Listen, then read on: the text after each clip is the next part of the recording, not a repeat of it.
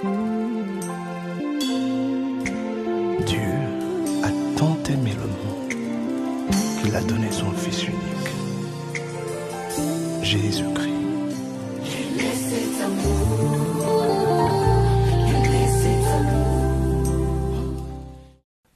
Bonjour, messieurs, dames, bien-aimés, vous qui nous suivez partout dans le monde au travers de cet espace, cette émission Christ Écriture. Je vous salue encore dans le nom précieux de notre Seigneur Jésus-Christ. C'est votre serviteur, le révérend Jean Chamba du ministère Amour du Père pour les Nations.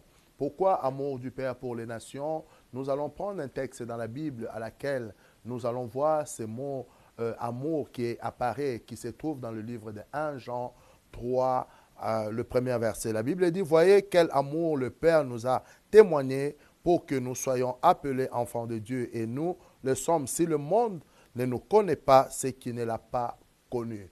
La Bible dit, voyez de quel amour le Père nous a témoigné. Lorsqu'on dit voyez, on veut dire aussi regarder, on veut dire aussi observer, on veut dire aussi regarder ce que Dieu a donné afin que nous soyons enfants de Dieu. Ce terme amour est utilisé à tort et à travers, est utilisé dans toutes ses formes, mais elle a perdu aujourd'hui son originalité au travers de l'Église et dans la société. Nous parlons de l'amour, mais nous ne sommes plus en mesure de manifester cet amour. Nous parlons de l'amour, mais cela sort de notre bouche, mais cela ne vient plus de notre cœur. Alors que si nous parlons de l'amour, ça doit être quelque chose qui vient du plus profond de nous. Et la Bible nous montre ici, voyez de quel amour le Père nous a témoigné. Donc, nous devons regarder, nous devons observer, nous devons écouter, nous devons saisir l'amour à laquelle le Père nous a témoigné. La Bible dit dans le livre de Jean 3, 16, Dieu a tant aimé le monde qu'il a donné son Fils unique, afin que quiconque croit à lui ne périsse point, mais qu'il ait la vie éternelle. Cet amour que le Père a donné dans Jean 3, 16, et cet amour à laquelle la Bible est en train de parler dans 1 Jean 3, c'est encore autre chose. Parce que la Bible dit d'un côté, Dieu a aimé et qu'il a donné. De l'autre côté, on dit, voyez de quel amour Dieu nous a témoigné. Donc, c'est-à-dire, le Père nous a témoigné. Donc, il y a un côté, un Dieu qui a donné l'amour pour ses créatures. Donc, cela veut dire, il a donné pour que tous ceux qui sont sortis de lui, qui puissent être sauvés. La Bible dit, il a donné son Fils afin que quiconque croit en lui ne périsse point, mais qu'il ait la vie éternelle. Mais de l'autre côté, on dit, nous devons regarder, nous devons saisir, nous devons observer également l'amour que le Père nous a donné. Cet amour que le Père a témoigné pour nous, que nous sommes enfants de Dieu. Et si le monde ne nous connaît pas, cela veut dire que le monde ne l'a point connu. Donc, cela veut dire ceci, qu'il y a des personnes à laquelle ils sont dans le monde, ils ne pourront jamais comprendre ni saisir la profondeur de cet amour. Mais toi et moi, toi qui es en train de nous suivre, nous sommes de ceux, nous sommes de cette race à laquelle nous devons comprendre la profondeur de cet amour, de comprendre qui et c'est quoi cet amour.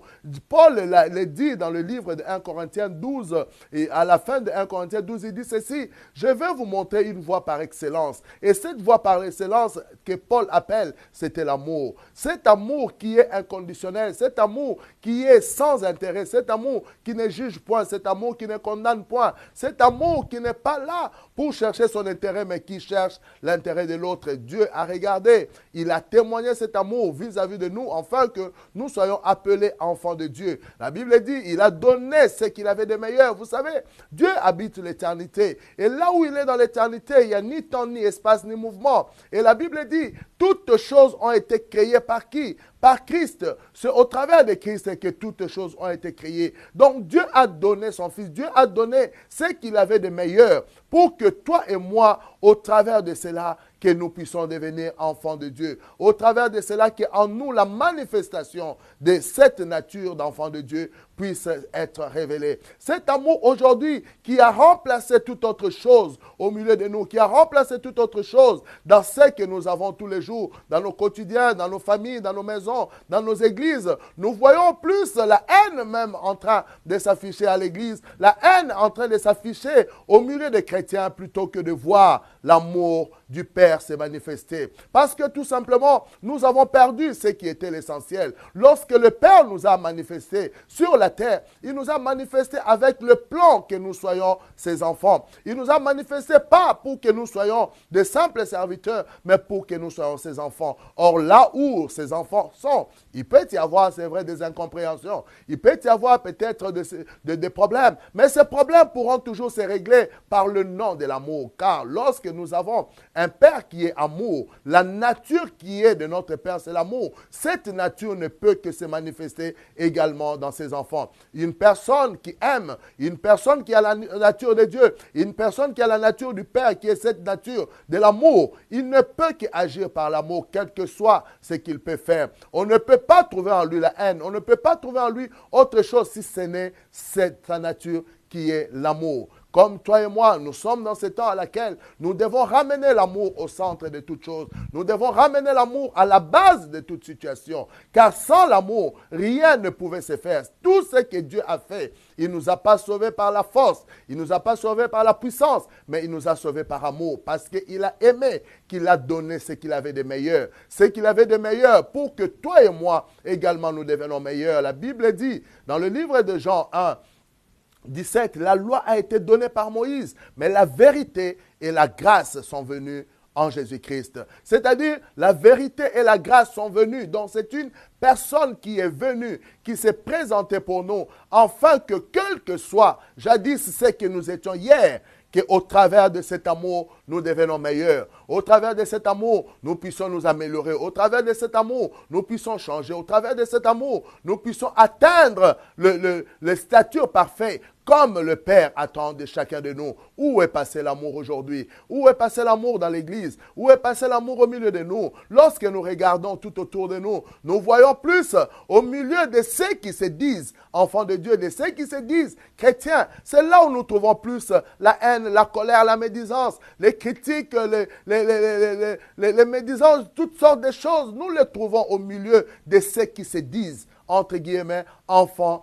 et chrétiens. Mais malheureusement, notre nature n'est pas sortie des querelles. Notre nature n'est pas sortie des disputes. Notre nature n'est pas sortie des accusations. Mais notre nature est sortie de l'amour. C'est au travers de l'amour que nous existons. C'est au travers de l'amour que nous pouvons mouvoir. C'est au travers de l'amour que nous pouvons faire toutes choses. Mais qu'est-ce qui fait qu'aujourd'hui, nous pouvons agir par des données qui ne sont pas les nôtres? Comment aujourd'hui nous pouvons parler un langage qui ne serait pas de notre langage? Lorsque tu sors d'un système, lorsque tu sors d'un mouvement, lorsque tu sors d'un lieu, tu parles le langage de ce lieu-là. Tu ne peux pas voir un Américain arriver en Afrique, parler le langage des Africains, ou voir un Africain qui arrive en Europe, parler le langage des Européens. Il parlera le langage des Africains. Pourquoi? C'est sa nature. Comment tu peux voir un Européen qui arrive aux États-Unis et qui commence à parler le langage américain? Non, il va exprimer le langage européen parce que c'est de là qu'il est sorti. Mais qu'est-ce qui fait qu'aujourd'hui, nous ne sommes plus en mesure d'exprimer la nature de notre Père qui est l'amour? Qu'est-ce qui fait qu'aujourd'hui, le langage qui sort de nous, lorsque je parle de langage, je pèse bien mes mots. Je ne parle pas de ce que tu sors de ta bouche. Je ne parle pas de ce que tu dis, qui peut être trompeuse, mais je vais parler de sentiments réels, des sentiments vrais qui est au plus profond de ton cœur. Car la Bible dit, le Dieu, l'Esprit sonde les profondeurs de cœur et des reins. Lorsque tu peux même dire bonjour à quelqu'un, mais cependant au plus profond de ton cœur, tu penses autre chose. Au plus profond de ton cœur, tu ne désires pas cette personne. Lorsque tu peux même encourager, soi-disant quelqu'un, mais cependant au plus profond de toi, tu n'as pas d'amour. Paul appelle cela la voie par excellence. Il est impossible qu'une église parle que c'est l'église de Jésus-Christ si l'amour n'y est pas. Il est impossible que l'église dise qu'ils opèrent par le Saint-Esprit si l'amour n'y est pas. Car c'est l'amour qui est la base de toutes choses. Car c'est l'amour qui est la force de toutes choses. La puissance à laquelle le nom de Jésus-Christ opère, c'est par l'amour. C'est pourquoi les démons ne peuvent pas invoquer le nom de Jésus-Christ. Parce qu'ils n'ont pas l'amour. C'est l'amour qui donne la force, qui donne la puissance au nom de Jésus-Christ. Car la nature de ce nom, car la provenance de ce nom, car la base de ce nom, car la force de ce nom, c'est l'amour. Quel est ce Dieu que nous servons? Quel est ce Père qui est notre Père, entre guillemets, mais que nous agissons par le donné qui n'est pas de ce Père, par le donné qui ne vient pas de lui. Nous devons agir. Moi, je ne peux pas comprendre quelqu'un qui est sorti de Dieu, qui puisse encore manifester la haine. Où est-ce qu'il a trouvé cela? Parce que Dieu n'a pas de haine. Comment quelqu'un qui est sorti de Dieu, il peut encore manifester des colères excessives, la méchanceté, la jalousie, les calomnies? Comment cela peut encore être possible? Parce que si nous parlons de même Dieu, si nous parlons de ce Dieu véritable, si ce Dieu-là est notre Père, bon, vous savez, c'est vrai, si nous parlons de Dieu, cela peut rester aléatoire. Ça dépend de quel Dieu, tu sais. Dire à quelqu'un mon Dieu, ça ne veut rien dire en quelque sorte. Parce que ton Dieu peut être n'importe qui. Ton Dieu peut être, je me réserve de citer certains noms. Mais ton Dieu peut être beaucoup de choses. Ça peut être ton argent, ça peut être ta maison, ta voiture. Ça peut être toutes sortes de choses. Mais si tu parles du véritable, la Bible dit, or la vie éternelle, c'est qui te connaissent toi, le vrai Dieu. Et c'est lui que tu as donné, ton Fils Jésus-Christ. Donc si c'est Dieu-là, c'est celui que nous appelons Jésus-Christ, si c'est celui-là que nous appelons le Christ, oh mon bien-aimé, qu'est-ce qui fait que tu puisses encore aujourd'hui manquer l'amour, que tu ne puisses pas être en mesure d'exprimer l'amour auprès des autres? L'amour ne se dit pas, l'amour se vit. L'amour ne se proclame pas, mais on le sent. Quelqu'un qui a l'amour, quelqu'un qui parle par l'amour, quelqu'un qui vit l'amour, il n'a même pas besoin de dire aux gens que moi je vis l'amour, mais les gens le sentent dans son langage. Qui apprend à un chot d'aboyer? C'est sa nature. Dans sa nature de chien, ils aboient. Alors automatiquement, lorsqu'un chien fait un enfant, cet enfant-là, tout de suite il aboie parce que c'est sa nature, car parce que c'est en lui. C'est comme une personne qui est de l'amour. C'est comme une personne qui est sortie de l'amour. C'est comme une personne qui marche par l'amour. Il n'a pas besoin de le dire. Il n'a pas besoin de le proclamer haut. Il n'a pas besoin de mettre des pancartes, mais on le sent en lui. Lorsqu'on est à côté de lui, on se sent rassuré parce qu'on sent l'amour qui sort de lui. Lorsqu'on l'entend parler, on se sent rassuré parce que nous sentons l'amour du Père en train de sortir de lui. Où est passé cet amour? Où est passé l'amour véritable? Pas l'amour par intérêt, pas l'amour de matériel, pas l'amour pour notre ventre, pas l'amour pour nos maisons, pas l'amour pour nos enfants. Je parle de l'amour du Père. Si la Bible dit, voyez de quel amour. Car la Bible dit, c'est cet amour qui a sorti la grâce. C'est la grâce et l'expression de l'amour du Père. L'amour que le Père a manifesté a donné la grâce. C'est cette grâce à laquelle tout le monde, grâce à Dieu, tu demandes comment ça va. Oui, ça va par la grâce, mais cette grâce, c'est l'amour. Comment tu peux dire que ça va par la grâce alors que tu peux encore manifester la haine, la jalousie, tu peux encore manifester la colère, tu peux encore manifester des calomnies, des jugements, des condamnations, tu peux encore avoir des pensées meurtrières pour ton frère et pour ta soeur. Comment tu peux encore avoir des pensées d'accusation pour ceux qui sont autour de toi si réellement l'amour était en toi? Même celui qui a déplu à Dieu, même celui qui est parti dans la rébellion, la Bible ne nous montre pas que Dieu les calomnie. La Bible ne nous montre pas que Dieu les hait. La Bible ne nous montre pas que Dieu se met en fureur contre lui. Bien qu'il s'est détourné de la voie de Dieu, bien qu'il a fait toutes sortes de rébellions, mais l'amour de Dieu qui est cette nature, qui est en lui, à laquelle personne ne peut le changer, personne ne peut l'enlever. Au travers de cet amour, le Père nous donne toujours l'occasion de pouvoir revenir, l'occasion de pouvoir avoir encore du bon sens, l'occasion à laquelle de pouvoir nous rattraper. Regardez l'amour du Père. La Bible dit, cet enfant, il demande la moitié de sa part d'héritage et il part avec cet argent. La Bible dit qu'il a délapidé cela par la débauche. Mais alors un jour, il rentre en lui-même. Il s'est dit, j'ai péché contre mon Père et j'ai péché contre le ciel. J'irai vers mon Père, je lui dirai, Père, j'ai péché contre toi et j'ai péché contre le ciel. Je ne suis peut-être plus digne d'être appelé ton fils, mais au moins, prends-moi comme l'un de tes mercenaires. Prends-moi au moins comme l'un de tes serviteurs, afin que je mange au moins le pain qu'il mange. La Bible dit, lorsqu'il est arrivé, le Père l'ayant vu de loin, le Père a tressailli de joie. Le Père l'ayant vu de loin, le Père était dans la joie parce qu'il a retrouvé son enfant. L'amour qui est la nature du Père. ne vient pas pour condamner ni juger, mais vient pour encourager, vient pour rendre l'autre qui devient meilleur, quelle que soit la dimension à laquelle, quelle que soit le faute à laquelle il a pu commettre, mais l'amour du Père vient pour le racheter, pour le rétablir, pour lui redonner la position. Et cela doit être notre nature. Cela doit être notre force. Cela doit être notre habitude. Cela doit être notre pensée. Parce que nous sommes de cette nature de l'amour. Il dit, voyez de quel amour. Si on dit voir, donc voit qu'au travers des œuvres, au travers des attitudes, au travers des comportements que le Père manifeste vis-à-vis de nous, le langage que le Père a pour nous tous les jours, c'est ce langage d'amour. Et nous, où est passé cet amour? Où est passé l'amour dans l'église? Il ne suffit pas de dire que non, oui, nous sommes une église d'amour. Nous n'avons pas besoin de le dire. Lorsqu'une personne rentre, il doit se sentir qu'il est dans un lieu paisible parce que l'amour y règne.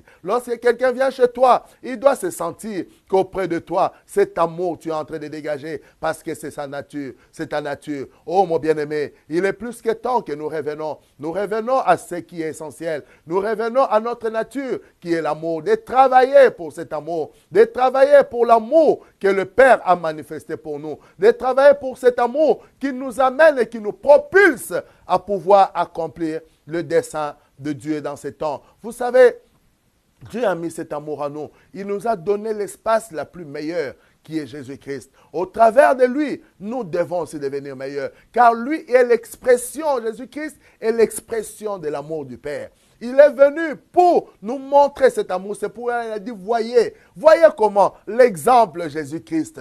Voyez comment l'amour que le Père a témoigné pour que nous soyons enfants de Dieu. Il a témoigné par qui? Par Jésus-Christ. Le Père a fait le témoignage par le Fils, que c'est le Fils qui est l'expression de cet amour. C'est le Fils qui est capable de faire. Et regardons comment Jésus a marché sur la terre. Regardons comment Jésus a été avec les autres. Regardons même, la Bible nous montre, alors qu'on est en train de lapider Étienne. Oh mon bien-aimé, on ne dit pas qu'on est en train de le caresser. On ne dit pas qu'on est en train de le cajoler. La Bible dit on est en train de le lapider.